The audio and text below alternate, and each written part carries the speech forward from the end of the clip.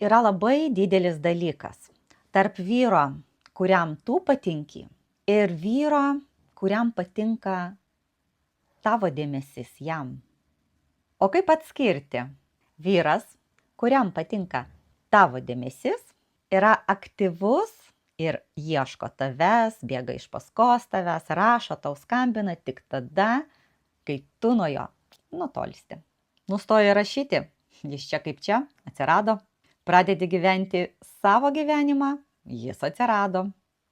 Bet kai tu vėl priartėji prie jo iniciatyva vėl sumažėja.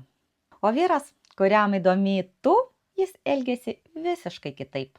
Jis pats siūlo susitikti, jis pats ieško kontakto, jis pats organizuoja jūsų pasimatymus, domisi tavo gyvenimu.